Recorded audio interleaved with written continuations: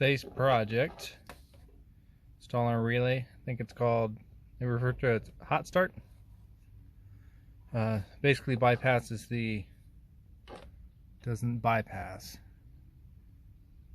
It takes over the amperage requirement that goes from the wire from the starter, which is under my butt, up to steering column, through the ignition switch, and activates the starter solenoid.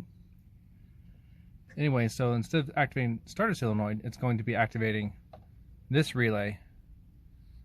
Then this red will come from the battery. That blue will go to the starter. I just did a test. The starter solenoid pulls about 15 amps in order to activate.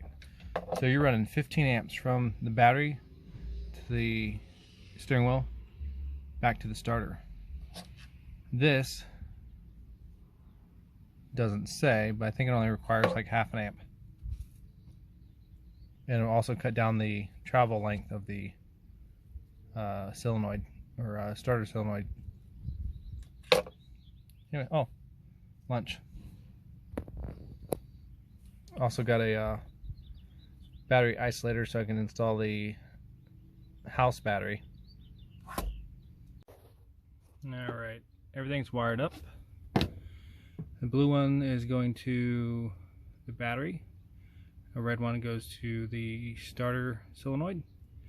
The white one goes to the old wire solenoid. So when you start it, it sends 12 volts through the white wire to the 30 amp relay, flips the switch between the red and the blue, and pushes the power back to the starter. So it pulls 15 amps from the battery. Test it with my multimeter. And the starter pulls 100 amps. Before, when I was testing it, I was pulling 150 amps from the battery. So even combined, 15 and the 100 still only put me about 120. So I'm pulling about 30 to 40 less amps from the battery to start.